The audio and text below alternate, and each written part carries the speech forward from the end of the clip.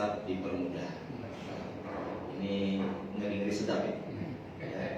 Kajiannya temanya ngeri-ngeri sedap ini. Jadi karena hisab, kalau kata Umar bin Khattab, auditlah dirimu sebelum nanti diaudit ya bersama Allah gitu ya. Orang dulu kayak gitu lah bahasanya ya.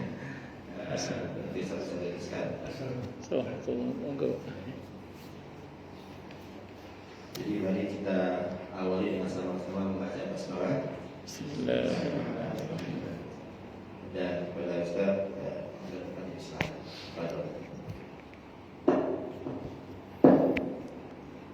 Assalamualaikum warahmatullahi wabarakatuh. Bismillahirrahmanirrahim. Alhamdulillahirabbil alamin wa bihi nasta'inu ala umuri dunya waddin. Wassalatu wassalamu ala asyrafil anbiya'i wal mursalin sayyidina wa habibina wa syafi'ina wa qurrati a'yunina wa maulana Muhammadin wa ala alihi wa ashabihi wa dzurriyyatihi ajma'in. Amma ba'd. Asyhadu an la ilaha illallah wa asyhadu anna Muhammadar Rasulullah wa ufawwidu amri ilallah innallaha basirun bil ibad. Hasbiyallahu la ilaha illa huwa alaihi tawakkaltu wa huwa rabbul arsyil azim. Qala Allah ta'ala fi kitabihil karim hikayatan an nabiyillahi Musa alaihi salam. Rabbi syrah li sadri wa yassir li amri wahlul 'uqdatam min lisani yafqahu qawli. Para alim, para asatid, para asatidah, para bapak dan ibu sekalian, hafizani wa hafizakumullah bil khusus segenap pengurus musalla Al-Alif, yang semoga pengurusnya dan jamaahnya semoga semuanya saja selalu dalam naungan rahmat, barokah, perlindungan serta bimbingan Allah Subhanahu wa taala. Amin Allahumma amin insyaallah. Dan kita berharap kepada Allah Subhanahu wa taala, Allahumma inna nas'aluka ilman nafi'a wa rizqan thayyiba wa amalan mutaqabbala wa fatahallahu alaina futuhal arifin. Allahumma inna na'udzubika min ilmin la yanfa' wa amalin la yurfa' wa qalbin la yakhsha' wa du'a'i la yisma'. Allahumma ati anfusana taqwaha wa zakkiha anta khairu man zakkaha anta waliyuha wa maulaha. Allahumma innaka afuwun tuhibbul afwa fa'fu anna. Amin Allahumma amin insyaallah. Bapak Ibu sekalian, hafizani wa hafizakumullah. Di yaumil hisab itu ada 3 keadaan ya. Yang pertama, bebas hisab, bebas azab. Yang kedua, dimudahkan dalam hisabnya. Yang ketiga, diinterogasi atau didesak dalam hisabnya. Secara prinsip, yang pertama pasti selamat. Tapi sayangnya kuotanya terbatas. Jadi Nabi menyebut angka. Dalam hadis yang masyhur, Nabi menyebut 70.000 dari umatku yang nanti akan masuk surga tanpa hisab, otomatis tanpa adab. Saat itu ada sahabat Nabi namanya Uqasyah radhiyallahu anhu, beliau mengangkat tangan, "Ya Rasulullah, doakan saya masuk di dalamnya." Kata Nabi, "Kamu masuk." Terus ada lagi yang angkat tangan, "Saya Rasulullah." Terlambat, kata Nabi. Udah diambil Uqasyah. Jadi kalau lihat hadis itu habis sudah kuotanya itu. Kalau lihat itu. Karena sahabat Nabi itu sekitar 120.000 orang. Sahabat Nabi itu. Kalau 70.000 itu sudah habis lagi. Kuotanya udah habis. Jadi kalau menurut riwayat itu. Tapi kita bersyukur pada Allah, dalam kitab At-Tadhkirah Imam Al-Qurtubi, beliau menghimpun beberapa hadis yang sahih, yang hasan berkaitan dengan masalah ini. Beliau menyimpulkan bahwa ada kemungkinan penambahan kuota. Betul, itu hadisnya sahih hasan, dihimpun Imam Al-Qurtubi dalam kitab At-Tadhkirah beliau. Itu ada beberapa riwayat yang beliau himpun. Beliau berkesimpulan bahwa ada kemungkinan kuota ditambah. Ya. Begitu betul. Tapi terlepas dari apapun itu, yang jelas ada kuota yang disebut, ada angka yang Nabi sebut di situ. Itu satu dulu. Karena nanti dalam penjelasan hadis yang dihimpun oleh Imam Al-Qurtubi itu 70.000 itu per orangnya masih bisa membawa 70.000 lagi. Nah, gitu. Makanya bilang ada kemungkinan kuota ditambah. Yang kedua, dimudahkan dalam hisabnya. Ini juga selamat ini. Jadi ini juga selamat ini. Dimudahkan dalam hisabnya. Jadi tetap dihisab, tapi dimudahkan dalam hisabnya. Dan ini Nabi tidak menyebut kuotanya. Jadi kita berharap kalaupun tidak lolos yang pertama, yang kedua ini masih aman. Walaupun besar harapan kita yang pertama, tapi kalaupun tidak dapat yang pertama, yang kedua ini masih aman. Ada beberapa riwayat yang saya baca dalam hadis Sahih Bukhari. Hadisnya Sahih Bukhari. Ada yang saya baca ada dua redaksi ya. Ada dalam kumpulan Sahih Hadis Qudsi, ada dalam kitab At-Tadhkirah Imam Al-Qurtubi juga disebutkan riwayatnya. Ini mafhum riwayatnya ya. Nanti ada orang itu yang dipanggil oleh Allah secara pribadi. Reza sini, misalnya gitu ya. Dan Allah buatkan hijab sehingga tidak ada yang tahu kecuali Allah dan Pak Reza aja. Betul-betul nggak ada yang tahu.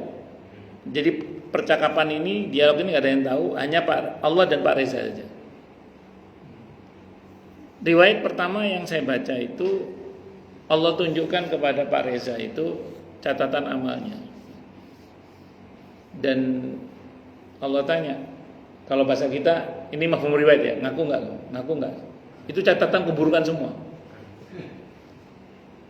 Dalam hadis itu yang ditanya itu, contohnya Pak Reza ya, wah kemeringat gitu, berkeringat ya. Dalam hadis itu diceritakan. Kebayang nggak catatan keburukan yang ditanyakan terlebih dahulu dan Allah tanyakan ngaku nggak? Yang nanya Allah gimana nggak ngaku? Dan berkeringat dalam hadis itu, berkeringat diceritakan dan dia sampai dalam hatinya dia berkata, kayak celaka saya kalau begini. Kayak celaka saya kalau sudah begini. Maka begitu bagian terakhir pertanyaan yang disampaikan oleh Allah kepada yang bersangkutan, Allah bilang kepada yang bersangkutan, sebagaimana dulu di dunia aibmu aku tutup, maka sekarang dosamu aku ampuni juga, kata. Jadi semua itu diampuni oleh Allah. Dalam hadis itu diceritakan maka orang ini keluar menemui kaumnya hanya membaca catatan kebaikan saja dalam hadis Bukhari. Sampai kaumnya berkata, apa yang kamu buat? Kok kamu tidak punya catatan keburukan sama sekali? Dalam hatinya Pak Reza, banyak kamu gak tahu aja. Ya karena sudah diampuni oleh Allah itu. Kalau versi yang kedua itu sama, dipanggil dan Allah buatkan hijab sehingga tidak ada yang tahu percakapan kecuali Allah dan dia saja. Kali ini Allah suruh baca dia, baca catatan amalmu. Dan itu catatan keburukan terlebih dahulu dalam hadis Sahih Bukhari. Sama dalam hadis itu kemeringat juga, kemeringat itu tegang, gak karu-karuan. Sampai dia berkata, aduh, celaka kayaknya. Karena catatan keburukan dulu yang dibaca. Sampai di bagian terakhir catatan itu ada kata-kata, semua dosa tersebut di atas sudah aku ampuni. Kalau pertama kan redaksinya seperti sebagaimana dulu aku tutup aibmu di dunia, maka di akhirat sekarang aku ampuni semua dosa. Nah, yang ini sudah semua dosa tersebut di atas akamakal sudah aku ampuni. Maka orang ini keluar membaca catatan kebaikan saja, tidak ada keburukannya sama sekali. Sampai kaumnya berkata, mirip ucapan dengan yang pertama ini, apa yang kamu buat kok sampai kamu tidak punya catatan keburukan sama sekali? Padahal ya banyak juga keburukannya, cuman Allah tutup aibnya. Ini namanya hisab yang mudah. Kenapa seperti itu? Rupanya yang bersangkutan ini kasusnya di SP3 kan oleh Allah. Iya, nggak di P21. Jadi kasus itu oleh Allah nggak di P21. Iya. Kalau P21 kan lanjut, Pak. Iya. Di SP3 kan. Di peti es kan, di ponering lah. Nggak dibahas itu. Iya betul. Ini yang kedua. Nanti saya ceritakan. Yang terakhir ini didesak dalam hisab ini udah alamat celaka. Ada banyak penjelasan para ulama dalam kitab At-Tadhkur Imam Al-Qurtubi. Cuman yang terakhir ini kata Imam Al-Qurtubi, Allah nggak berkenan bicara langsung, Pak. La yukallimuhumullah yaumal qiyamah. Allah nggak mau bicara sama mereka. Allah wala yanzuru ilaihim, Allah nggak mau melihat mereka. Wala yuzakkihim, Allah nggak mau mensucikan mereka. Itu kan bahasa Al-Qur'annya begitu, bahasa hadisnya juga begitu. Jadi Allah nggak mau bicara dengannya, Allah nggak mau melihat dia, Allah juga nggak mau memaafkannya. Tapi orang ini mesti diadili. Yang adili siapa? Allah delegasikan kepada para malaikat. Yang mengadili itu malaikat langsung. Lah kalau yang kedua tadi kan Allah langsung yang menghadapi. Loh, yang mengadili itu Allah yang maha baik, yang maha kasih, maha sayang, maha pengampun, maha pemaaf, hobinya memaafkan, senangnya nutup aib hambanya, ya pasti dimaafkan. Nah sekarang yang ketiga ini yang ngadil itu malaikat, Pak. Malaikat itu makhluk yang lurus. Jadi malaikat itu makhluk yang lurus, salah kaplok, bener diapresiasi. Strength apa adanya. Maka betul-betul faman ya'mal mithqala dzarratin khairan wa may ya'mal mithqala dzarratin syarran. Habis, Pak. Dibahas semua ini. Sekecil-kecilnya pembahasan. Wis entek ngamek kurang balik pokoknya. Begitu ya, saking parahnya. Dibahas semua, malaikat yang bahas, Pak. Ya Allah, naudzubillah min syarri dzalik. Nah, ini celaka dia. Sehingga dikatakan dalam satu hadis, man husiba udziba. Siapa yang dihisab dengan cara diinterogasi itu, udziba, pasti diadab. Itu dari hadis Siti Aisyah radhiyallahu anha. Jadi man husiba udziba. Siapa yang didesak dalam hisabnya, alamat celaka. Maka pertanyaannya, bagaimana caranya? Kalaupun misalnya kita dihisab itu biar dihisab dengan hisab yang mudah tadi itu. Kalau hisab yang pertama yang bebas hisab kan kuotanya terbatas tuh. Taruhlah kita nggak lolos di situ misalnya ya, walaupun besar harapan kita ada di situ juga. Taruhlah kita tetap akan dihisab. Pertanyaannya bagaimana caranya ini? Supaya kalaupun misalnya kita dihisab, itu dihisab dengan hisab yang mudah dan ini masih selamat. Yang pertama, minta kepada Allah hisab yang mudah, itu yang pertama. Minta kepada Allah hisab yang mudah, itu yang pertama. Ada sebuah hadis riwayat At-Tirmidzi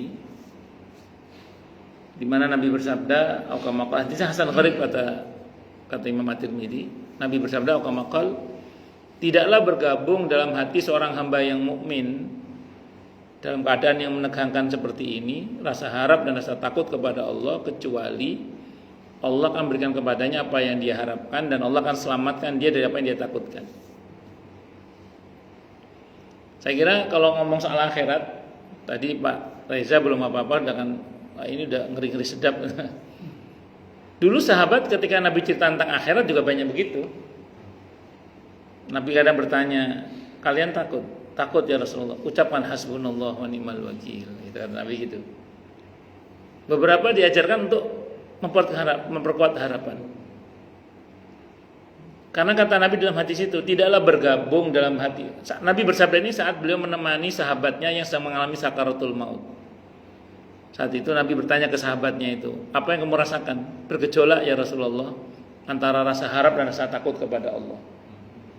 Kata Nabi, tidaklah bergabung dalam hati hamba seorang mukmin dalam keadaan yang menegangkan seperti itu, kata Nabi, rasa harap dan rasa takut kepada Allah, kecuali Allah akan berikan kepadanya apa yang dia harapkan dan Allah akan selamatkan dari apa yang dia takutkan.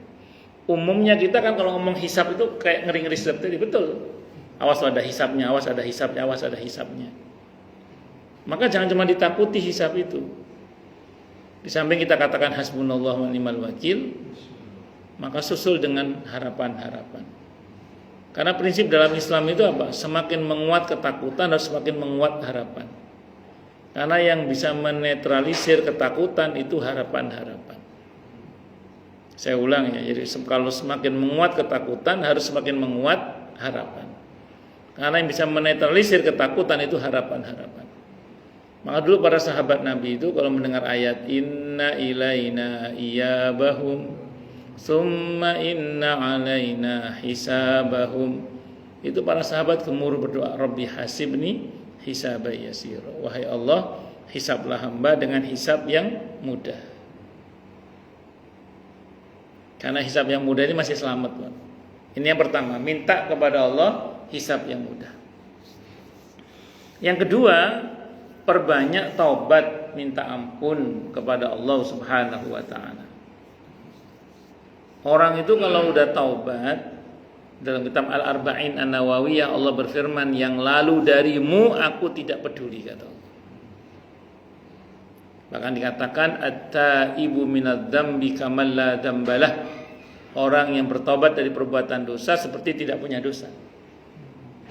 Kalau bahasa Al-Qur'annya di surah Al-Furqan ayat 70 itu illa man taba wa amana wa amila amalan shaliha faulaika yubaddilullahu sayyiatihim hasanat. Kecuali orang-orang yang mau bertobat, beriman dan beramal soleh, mereka itulah yang akan diganti oleh Allah keburukannya dengan kebaikan-kebaikan.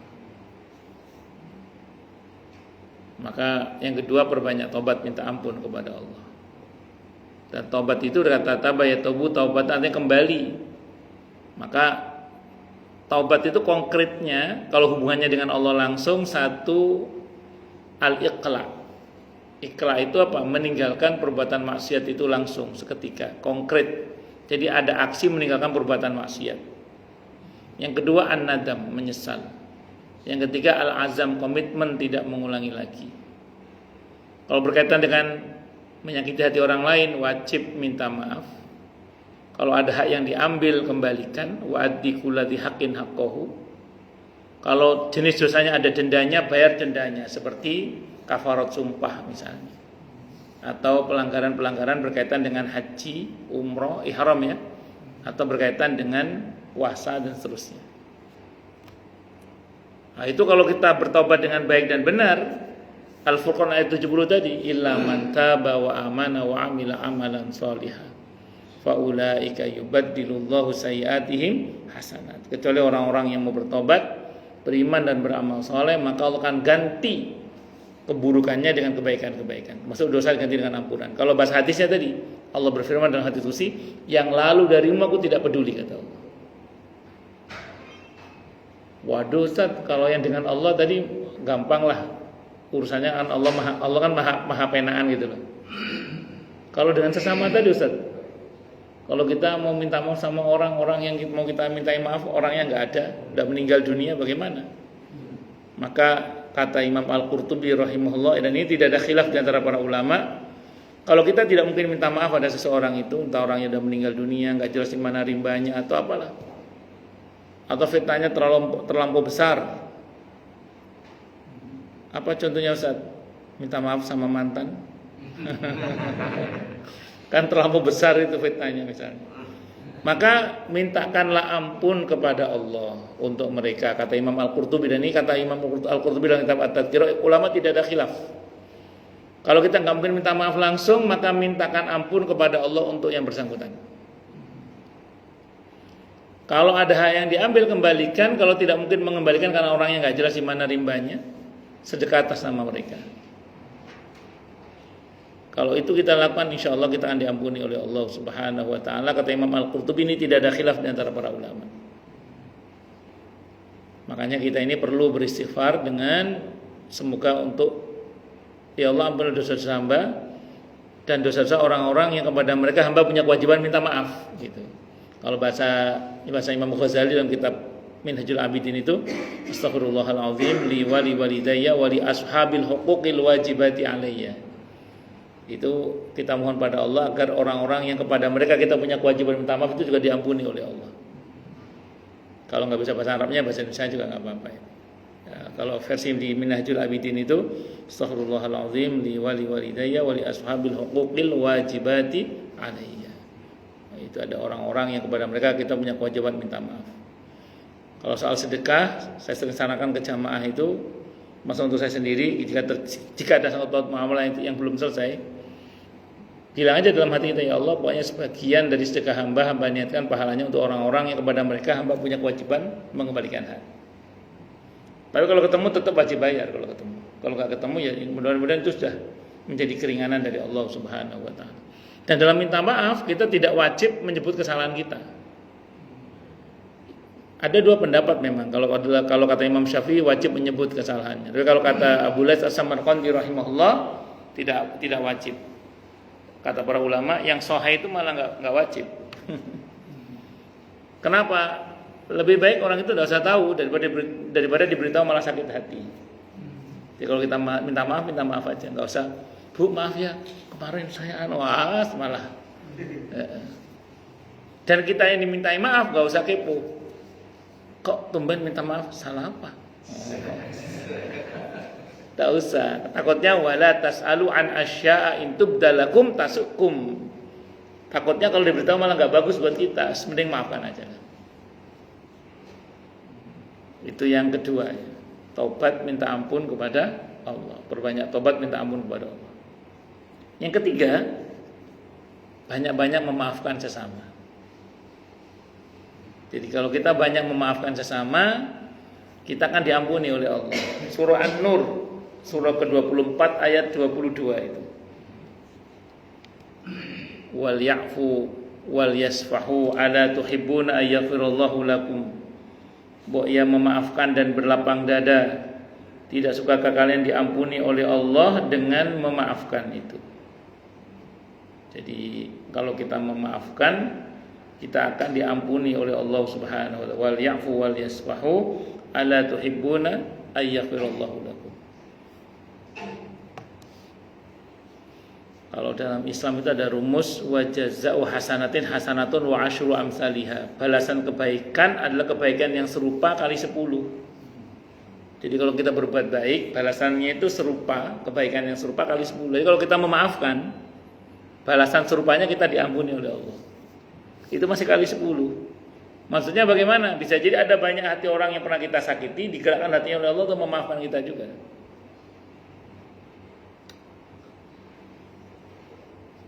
Emang gak boleh saat kita nuntut di akhirat nanti? Boleh, tidak apa-apa. Dalam Islam itu kita kalau dizalimi punya dua hak. Hak membalas dan hak memaafkan. Jadi kita kalau dizalimi kita punya dua hak. Hak membalas dan hak memaafkan. Kalau membalas harus seimbang, harus sesuai, harus pas, tidak boleh lebih, kurang boleh, lebih tidak boleh. Karena kalau lebih balasnya kita kena hisab nanti, kita yang kena nanti. Biar kosong-kosong harus seimbang, lebih tidak boleh, kurang boleh. Monyet lu juga monyet, seimbang kosong-kosong. Ya, iya itu kosong-kosong itu. Kalau balasnya kelebihan kita yang kena hisab nanti. Monyet lu mbahnya monyet. Nah, itu ada kelebihan mbahnya itu. Nah, itu kalau kena mbahnya itu udah kena hisab nanti. Iya, jadi harus seimbang. Tapi kan capek kalau kita sibuk membalas. Sudahlah capek, nggak dapat pahala. Ya, bisa potensi dapat dosa malah, mending maafkan aja. Kalau kita maafkan surplus, kita dapat pahala memaafkan, terus diampuni oleh Allah. Enggak, saya nggak terima, saya tuntut nanti di akhirat. Boleh, tidak apa-apa.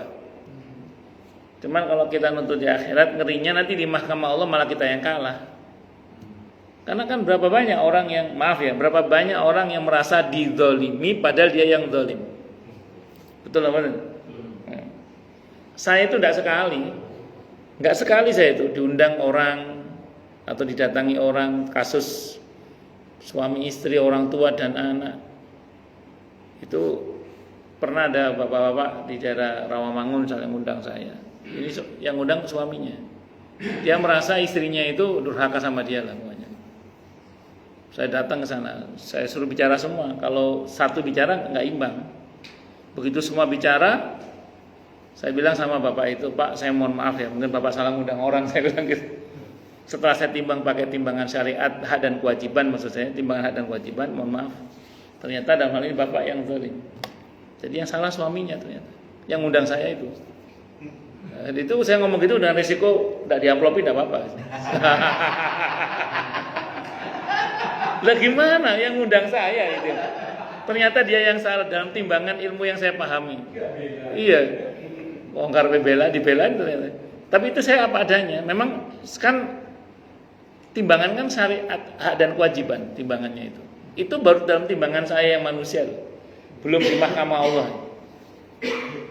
Ada pernah ibu-ibu, kalau ini ibu yang undang saya di Bekasi Timur, tenang bukan orang sini kok, orang Bekasi Timur. Itu juga gitu sama, dia diundang ke sana. Itu kasusnya antara si istri, suami sama orang tuanya istri, jadi mertuanya suami. Yang undang saya si ibu ini, si istrinya. Dalam pandangan si istri suaminya zalim lah pokoknya. Saya suruh bicara, suaminya saya suruh bicara, istrinya saya suruh bicara. Itu di depan saya suaminya ngomong gini. Saya ini udah berusaha sabar, mah.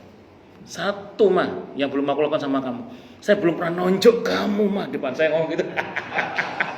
Sing lanang di depan saya itu. Soalnya saya suruh bicara semua pokoknya. Nah, begitu selesai bicara itu saya timbang pakai syariat kan, pakai hak dan kewajiban. Kesimpulannya siapa? Si istri yang salah. Saya ngomong sama ibu-ibu, ya saya ini agak berat karena saya berhadapan dengan ras terkuat di alam ini.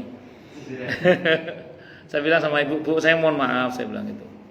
Mungkin ibu salah orang, ngundang salah ngundang orang, salah ngundang orang. Saya bilang gitu. Jadi saya mohon, dalam hal ini ibu yang salah, saya bilang gitu. Jadi saya sampaikan di mana letak kesalahan, karena sudah semua bicara saya timbang pakai syariat, pakai hak dan kewajiban. Timbangannya hak dan kewajiban itu. Kan dalam Islam kan ada hak dan kewajiban itu. Nah, artinya gini, kita kadang ngerasa kita ini terzalimi, padahal kita yang zalim kadang.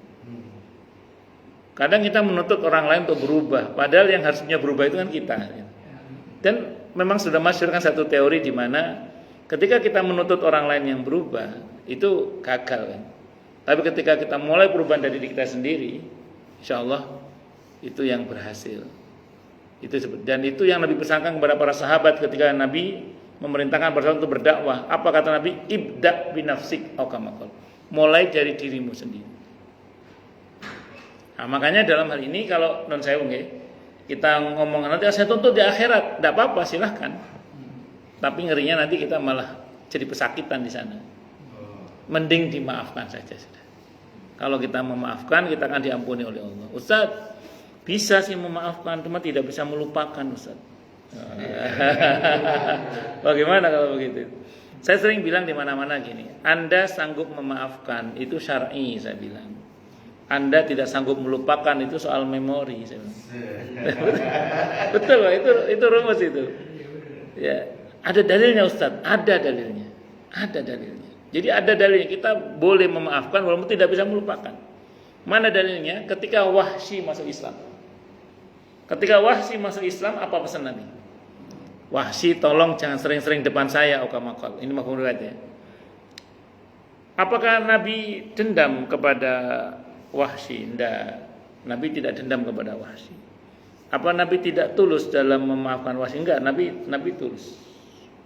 Nabi enggak mungkin pura-pura, enggak mungkin. Tapi kenapa kok begitu? Lihat jawaban Nabi saat itu, okamakal. Karena kalau aku melihat Wahsy, aku ingat pamanku Hamzah. Jadi Nabi bisa memaafkan, tapi Nabi tidak bisa melupakan. Karena Nabi itu ingatannya kuat. Dan Nabi kan tidak gampang lupa kan.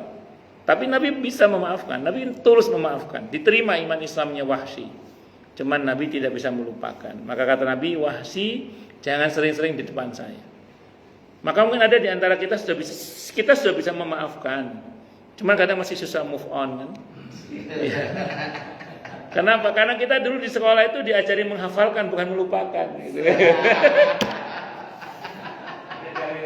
Punchline-nya terakhir.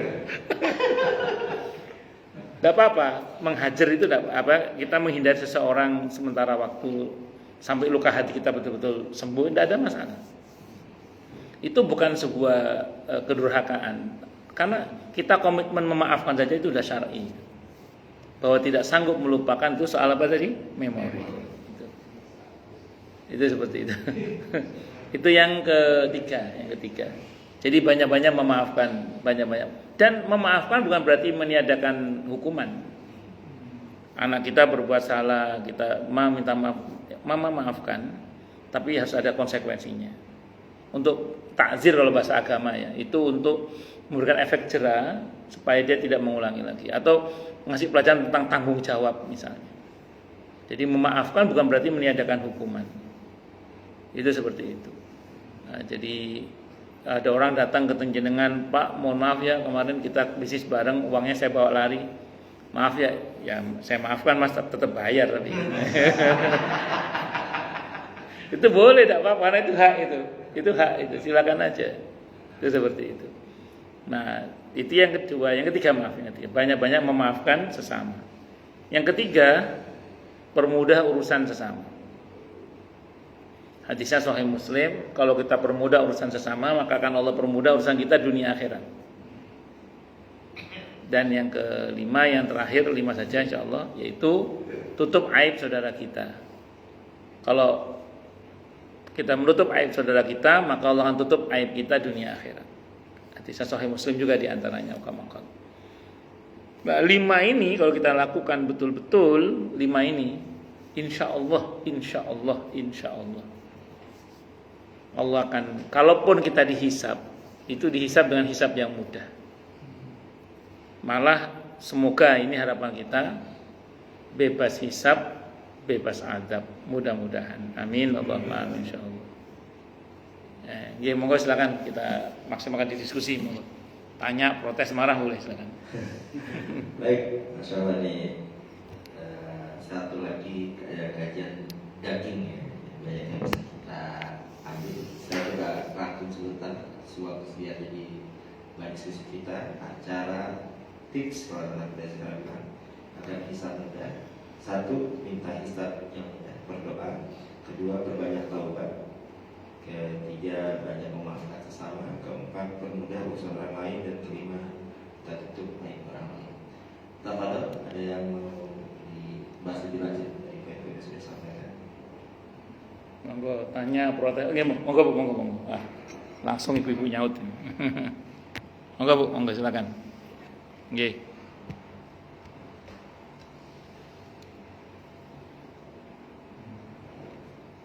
Assalamualaikum Ustaz. Waalaikumsalam warahmatullahi wabarakatuh, Bu. Izin tanya Ustaz. Iya, Bu. Saya itu kategori ketika disakiti orang atau dizalimi itu saya cenderung diam gitu Ustaz. Oke. Tapi ketika di rumah semua itu akan saya ceritakan ke suaminya. Terus. Redaksi kata yang kita ucapkan itu pasti tidak sama persis, dan kadang ada pastinya kurang, mungkin enggak lebih ya ada gitu. Apakah cara seperti itu termasuk ghibah Ustaz? Bagus. Terus untuk menetralisir rasa sakit kita ketika kita dizalimi, disakiti orang, itu sebaiknya seperti apa Ustaz? Kadang kalau kita melawan, kita menjawab, atau kita berargumen, itu belum tentu si penyakit yang masih sakit hati kita itu akan terima, dan yang ada kita berantem atau kita justru debat yang gak ada ujungnya gitu. Jadi saya lebih memilih untuk diam, karena cukup menangis, dan semua sampai rumah pasti akan saya adukan ke suami. Iya. Apakah cara yang saya lakukan ini termasuk ghibah, atau bagaimana jalan terbaik ketika ada kejadian seperti ini? Baik. Terima kasih Ustaz. Oke, sami-sami. Wallahu ma'aman sakat. Allah bersama orang yang diam. Ketika Abu Bakar As-Siddiq radhiyallahu anhu dicaci maki, beliau diam. Nabi tersenyum. Tapi ketika Abu Bakar mulai mengambil tindakan, Nabi pergi. Aukamakal, kenapa begitu ya Rasulullah? Tadi pas kamu sabar, kamu diam, itu malaikat mengepung kamu. Tapi ketika kamu mencoba untuk meladeni pertengkaran itu, malaikatnya pada pergi, ya saya pergi juga. Ya, jadi sikap ibu diam itu paling enggak sebagai langkah awal mensikapi orang yang, ya, kalau bahasa sederhananya cangkem elek itu, ya itu sudah cangkem elek itu yang ngomongnya ketus, bikin sakit hati, kuping panas. Itu sebagai bentuk langkah awal atau sikap awal itu sudah benar, tidak salah. Jadi ibu diam itu benar, daripada kemudian ibu tadi ngomong malah urusannya tambah panjang dan belum tentu menang juga itu. Jadi bisa jadi masuk dalam kategori menang jadi arang, kalah jadi abu gitu. Mending kita kalau kuat didengerin, kalau nggak kuat ya tinggal pergi gitu aja. Jadi itu yang pertama. Jadi sikap ibu sudah benar itu. Nah, menariknya adalah ketika ibu pulang, ibu ceritakanlah ke suami. Pertanyaannya ini riba atau tidak? Secara prinsip kalau ibu buka dalam hadis Sahih Muslim diantaranya ketika Nabi bicara soal riba, Nabi bersabda begini, "Dzikruka akhaka ma yakrah." Kamu menceritakan sesuatu yang kalau itu diceritakan depan orangnya dia pasti nggak suka, itu baru namanya riba. Berarti ketika ibu membicarakan yang bersangkutan dan itu pasti dia nggak suka kalau itu dibicarakan di depan dia kan, itu. Nah, itu ya riba sebenarnya. Jadi ibu tenang, ibu sedang menghibah, tenang aja. Jadi ibu sedang menghibah. Tapi ini lanjutannya bu, lanjutannya. Kata Imam Nawawi rahimahullah, ghibah itu haram, kata beliau. Riba itu haram kecuali ada kemaslahatan yang lebih besar yang dituju. Saya ulang ya, riba itu haram kata Imam Nawawi, kecuali ada kemaslahatan yang lebih besar yang dituju. Maksudnya bagaimana? Ibu menceritakan itu ke suami dengan tujuan apa? Kalau semata-mata hanya untuk menumpahkan kekesalan saja, hanya semata-mata untuk menumpahkan kekesalan saja, ya jadinya riba itu dan berdosa. Tapi kalau ibu menyampaikan itu ke suami, di samping memang ada keselnya pasti itu, tapi lebih kepada supaya ada solusi lah bagaimana terkait dengan masalah saya ini, atau supaya ayo mas nasihati saya, ini aku lagi yang dari orang kayak gini. Nah, maka kalau itu yang diharapkan dari omongan ibu ke suami, maka silakan. Mana dalilnya Ustadz? Ketika Sofiyah radhiyallahu anha istri Nabi curhat tentang dirinya yang dibuli. Jadi Siti Sofiyah radhiyallahu anha kan keturunan Yahudi. Ketika beliau sudah masuk Islam dan jadi istri Nabi kita Muhammad SAW, dibully beliau. Wah, keturunan Bani Israel, keturunan Yahudi gitu. Nah, lama-lama beliau capek juga kan dihina. Curhatlah sama Nabi itu. Nah, Nabi mendengarkan curhatan itu. Nabi kan tidak mungkin tidak tahu dalil ghibah ya. Wong yang ngajari Nabi kok. Tapi ketika istrinya curhat, Nabi tidak berkata begini, dah tawakal, sabar, curhat sama Allah aja. Tidak, Nabi nggak gitu. Ketika istrinya curhat, Nabi dengerin. Padahal itu membicarakan seseorang yang ngebully beliau. Itu ghibah pasti itu. Tapi Nabi mendengarkan. Kenapa? Karena tujuannya untuk mendapatkan nasihat, untuk mendapatkan solusi, untuk mendapatkan bagaimana bersikap yang benar. Berarti ini ada kemaslahatan yang lebih besar itu. Maka ibu ketika mau cerita ke suami, niatnya ditata. Saya ulang bahwa ada kesel-keselnya bahkan itu iya. Ya kan? Tapi ditata niatnya. Sambil berharap mendapat nasihat dari suami. Nah, karena laki-laki kan mungkin akalnya lebih jalan daripada perasaannya. Maka ibu ceritakan aja sama suami. Dan suami yang paham agama pasti akan mendengarkan curhatannya itu. Dia tidak akan berkata, udah curhat sama Allah aja, tawakal sama Allah, nggak usah. Itu suami yang baru ngaji itu. Kalau yang sudah piawai dalam pengajiannya, insya Allah akan mendengarkan curhatan istrinya. Karena Nabi mendengarkan selesai. Begitu selesai curhatnya Siti Sofiyah radhiyallahu anha, apa kata Nabi? Mau nggak saya kasih solusi? Katanya. Mau nggak saya kasih solusi? Dan banyak orang yang curhat. Ada sahabat yang namanya Hindun radhiyallahu anha datang sama Nabi menceritakan tentang suaminya. Itu ghibah pasti itu. Tapi kan Hindun ingin dapat jawaban terkait dengan masalah rumah tangganya. Nah, maka itu diperbolehkan, tidak ada masalah. Nah, maka saya ulang, kalau ibu nanya apa ghibah, ya itu ghibah. Haram, ghibah itu haram kata Imam Nawawi. Kecuali ada kemaslahatan yang lebih besar yang dituju. Nah, jadi niatkan ketika ibu cerita sama suami itu, niatkan untuk mendapatkan solusi atau mendapatkan arahan yang lebih tepat dari sudut pandang laki-laki yang memang mengedepankan akalnya daripada perasaannya misalnya. Ngaten nggih? Wallahu a'lam bishawab. Baik. Monggo, Pak. Monggo, Pak Dokter. Waalaikumsalam warahmatullahi wabarakatuh. Saya sedikit bertanya tentang tentang kesabaran kita. Makin lama makin kesini semakin banyak orang sangat emosional. Contoh misalnya kita di jalan, ya mungkin kita tidak sengaja kadang-kadang mungkin nyerempet atau apa ya, nah, kita minta maaf. Tapi yang mungkin yang kita minta maaf juga kadang-kadang lebih kasar, ya lebih udah minta maaf mungkin saya, tapi lebih galak gitu. Nah, kita kan tidak mungkin juga mau bertahannya, mau bertahan saja.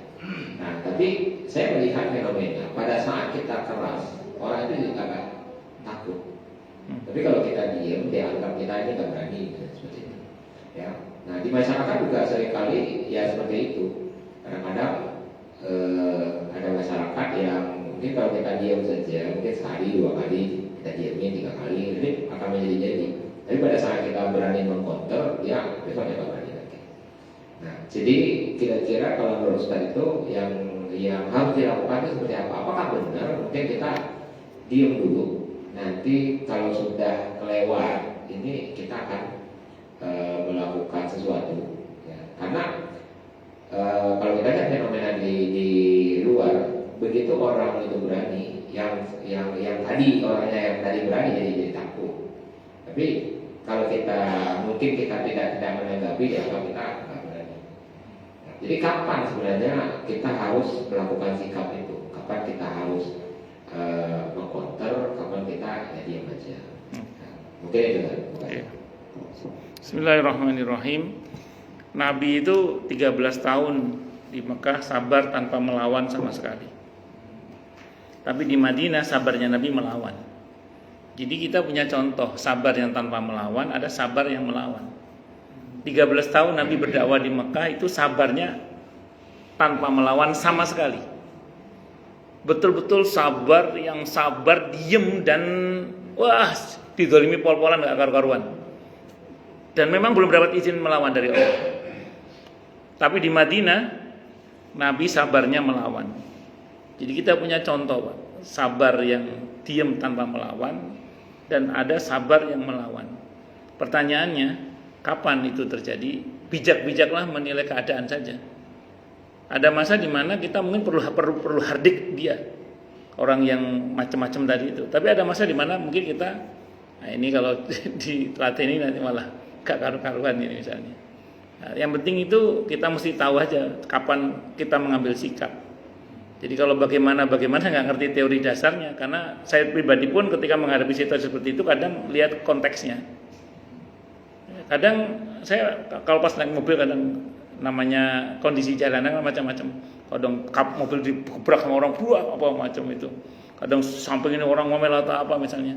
Selama nggak macam-macam saya diem aja. Tapi kalau macam-macam ya, alhamdulillah sampai nggak sampai macam-macam. Jadi kalau macam-macam ya kita hadapi kan seperti itu. Nggak tahu bagaimana caranya. Itu seperti itu. Dalam banyak kasus mungkin kondisi masing-masing orang bisa berbeda-beda. Jadi ada masa di mana memang perlu kita hati kadang Mbak itu. Tapi ada masa di mana kadang kita mesti bijak-bijak mengambil sikap lah saya kira. Apalagi zaman sekarang ini kan apa-apa kadang diviralkan itu loh, sehingga dibuat video pendek kita bisa disalahpahami itu.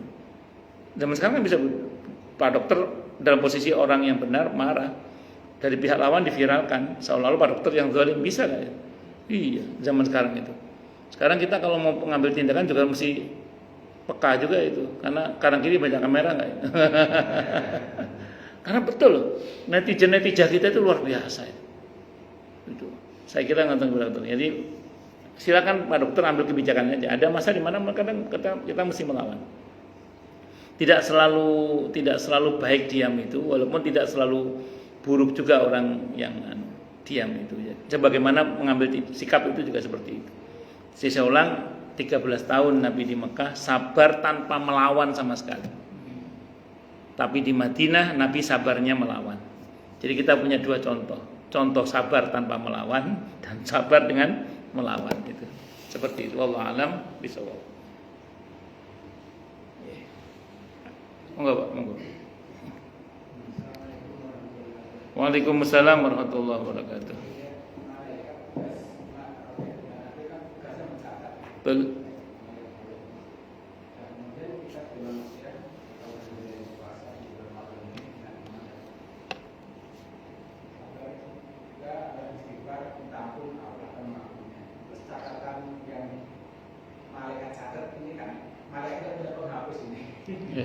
Nanti masih berlaku.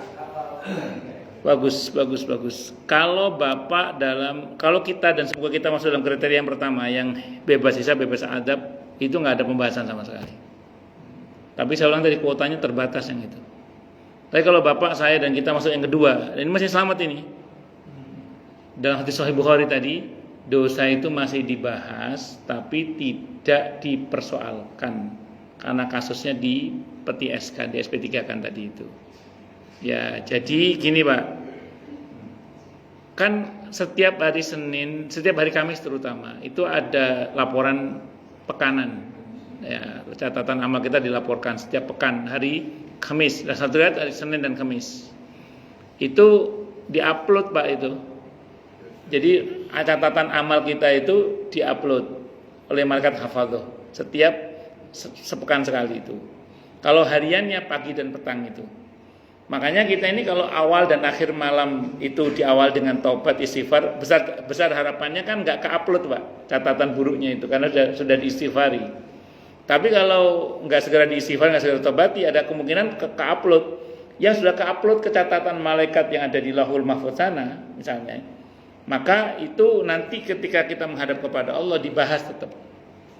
Tapi karena sudah diistighfari, sudah ditaubati, ujungnya ditutup kasus itu. Tadi hadis Sahih Bukhari, suruh baca catatan keburukannya, tegang juga itu. Gitu. Tapi kalau, dan semoga kita termasuk yang bebas hisab, bebas adab, itu nggak dibahas sama sekali. Langsung, nah, masalahnya kita di level yang mana Pak? Tapi kita memang tetap harus bertobat minta ampun kepada Allah. Paling tidak, kalaupun dosa kita dibicarakan nantinya, itu ujungnya dimaafkan Pak. Ujungnya diampuni Allah. Ujungnya ditutup kasus kita oleh Allah. Jadi paling enggak kan tidak di P21 lah, kira-kira gitu. Wallahu a'lam bishawab. Ngoten Pak nggih. Nggih. Monggo silakan. Baik, lagi, silakan. Nggih, monggo. Assalamualaikum warahmatullahi wabarakatuh. Waalaikumsalam warahmatullahi wabarakatuh. Jadi Pak Ustaz, saya ingat lagi belajar bagaimana memaafkan, malah kita itu menyayangi lah orang yang sudah betul-betul zolim lah pada kita gitu kan. Yeah. Tapi saya tuh pengen berusaha gitu kan. Yeah. Memaafkan, yang menyayanginya lah, terus mempercayakan kembali gitu kan. Yeah. Cuman teman hidup kita ini, istri kita ini kadang-kadang jangan begitu gitu kan. Yeah. Itu apakah saya harus terus ikutin prinsip saya atau ikutin istri gitu kan? Karena ini kan bisa menjadi sebuah perdebatan yang terus menerus gitu kan. Ya. Gitu Mas. Jadi gini, sama-sama. Dengarkan kata istri, tapi tidak usah direken, Pak. Jadi dengarkan kata istri itu dengarkan, tapi nggak usah direken. Nggak usah direken itu nggak usah dianggap itu loh. Jadi Bapak fokus pada tetap memaafkan, tapi tetap dengarkan kata-kata. Karena kalau Bapak nggak dengerin kata-kata istri, nanti jadi perdebatan panjang itu. Ya, jadi tetap dengarkan kata-kata istri itu, tapi Bapak nggak usah hiraukan. Bapak tetap memaafkan. Jadi Bapak jangan bergeming dari sikap Bapak yang benar, yaitu memaafkan. Tapi tadi menarik ada kata-kata mencoba untuk percaya kembali. Nggak usah dipaksakan untuk percaya kembali, Pak, nggak usah. Betul. Kalau Bapak nggak percaya ya nggak apa-apa. Tapi Bapak sudah maafkan. Maaf, ada orang menciderai Bapak dalam masalah muamalah, kerjasama misalnya. Sudah datang minta maaf sama Bapak. Ayo Pak, kita kerjasama lagi. Maaf, saya nggak bisa.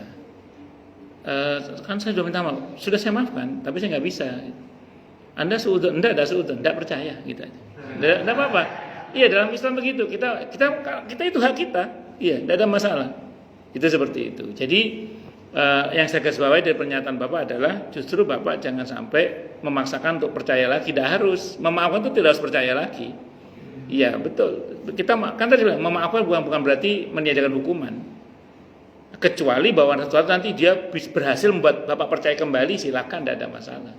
Biarkan dia berjuang untuk buat Bapak percaya, itu terserah. Yang penting Bapak tidak wajib percaya. Dan kita tetap memaafkan, tidak ada masalah. Itu seperti itu. Itu seperti itu. Wallahu a'lam bishawab. Tapi tetap kata-kata istri dengarkan, Pak ya. Jangan tidak dengarkan. Karena kalau nggak didengarkan urusannya panjang, Pak. Ya. Tapi nggak harus dituruti. Sebagaimana suami kan tidak semua kata-kata suami mesti dituruti juga kan. Karena kan tidak semuanya bisa diterima dalam timbangan syariat gitu ya. Wallahu a'lam bishawab. Oke, sama-sama.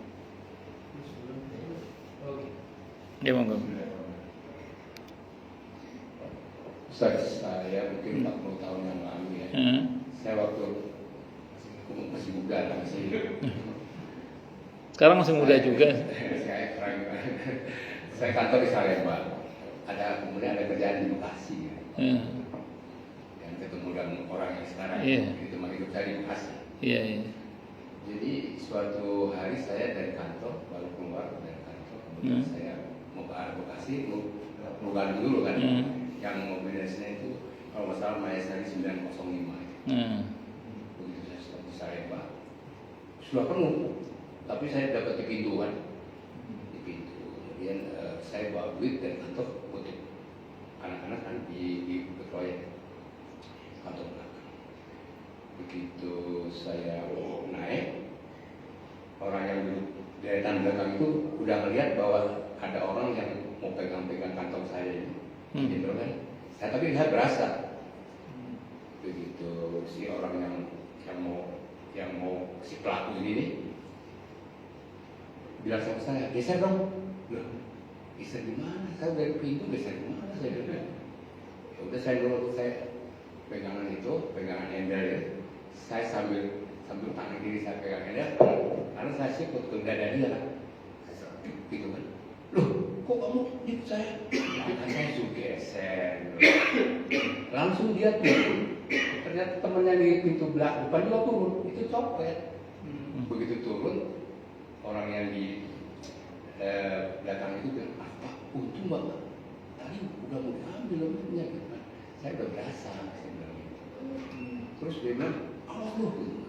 Nah, gimana Ustaz? Saya menjolimi dia secara maafkan. Bagus. Dalam konteks yang dimaksud kan Bapak akan didolimi. Menyakiti dia. Ya, enggak apa-apa. Jadi gini Pak, dalam Islam itu ada rumus gini. Saat Nabi tanya, ya Rasulullah bagaimana kalau ada orang yang mau mengganggu harta saya? Kata Nabi, lawan.